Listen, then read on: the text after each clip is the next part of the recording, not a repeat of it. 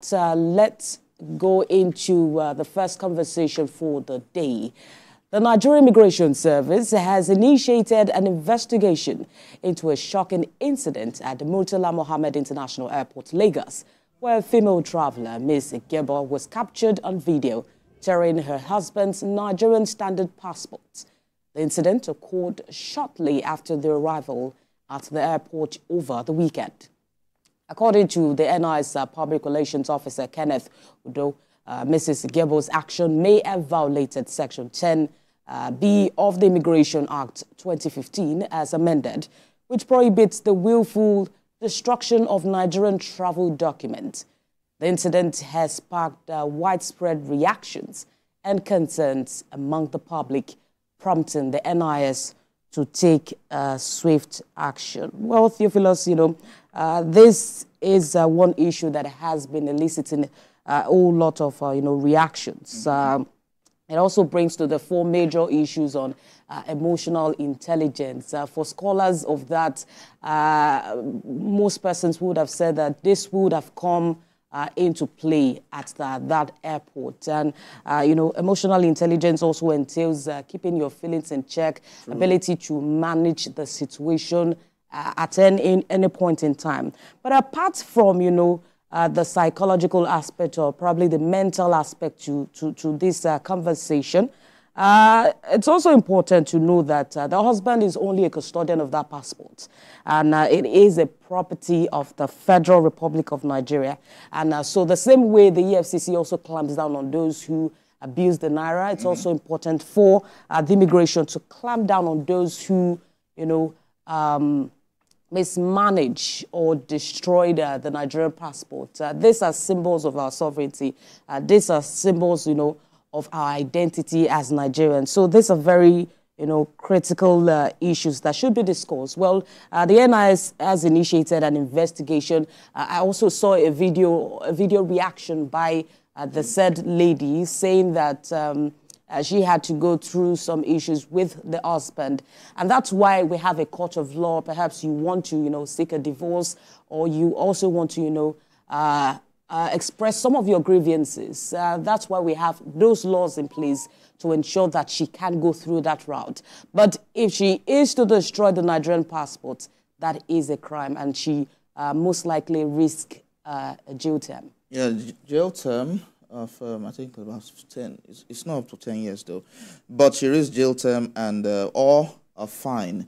But looking at all she had done, I watched the video of the woman and, of course, the husband. The husband posted the full clip of what happened, and the woman complained about the fact that there's been some family issues, and she was not really forthcoming on the issues that happened between both of them. But she was always saying that she has suffered in the hands of this man, but she was not forthcoming with such kinds of information. But with this now, the Immigration Service says it is investigating this matter. And, of course, she has already willfully agreed to tearing the passport in the video. And so that can go into court as evidence as well. And that kind of situation, whatever the case, it doesn't amount to tearing the person's passport in any guise or in any way. There should have been other means of, in quotes, expressing our grievances rather than tearing the man's passport. This issue also, brings to the fore some of, the conversation we have been having as regards, awareness that Nigerians have to maintaining the sovereignty of the nation, having an individual, responsibility of maintaining property of the Nigerian government. I also followed that story on social media, and I saw so many reactions. So many persons were not aware that, destroying the Nigerian passport is a crime. It's a crime. And for her to, do something like that, and, some officers were actually present. It also, raises concerns about why this should be happening, why we should continue to raise awareness on not just, tearing the Nigerian passport, raising another flag, also, bringing another, form of identity that is not ours to the country. it is tantamount to terrorism, it's tantamount to crime, and you risk a jail sentence in that.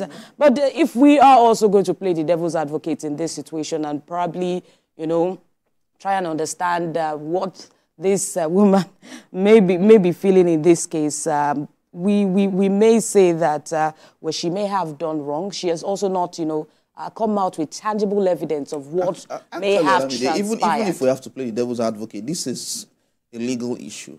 It's an issue that involves the country, like you had said earlier, and it's in the law. The passport is not. It's a Nigerian passport, not an individual passport. And that's why I'm trying to, you know, plead to the probably our ignorance. Although ignorance is not an excuse. It's not an excuse before the law. Before the law, of course. But so even if she wants to plead ignorance, right, the law will still take its course. There's a law, you know, it is stated there. It is punishable by law, and it attracts jail term or a fine. And so whatever she gets, she should take. But I feel that the Immigration Service will investigate this thing impartially and see to the effect of the law being handed over to whoever, to both either the husband or the wife. But I feel that if there was a case of domestic violence, they were coming from Europe and they are in Nigeria. There are places, there are authorities you report these matters to with evidence, and they will take appropriate action rather than tear the man's passport. It was quite annoying to see because the children were there as well. I mean, another issue that so many persons have raised was also the presence of some officers there who were also, you know, probably clapping and all to that incident. They probably tried to, you know, douse the tension, but also they should also recognize that it is a crime and should have given a warning at that time, despite the fact that it is probably a family issue. Well, the NIS has initiated an investigation, and so many persons are waiting for the outcome.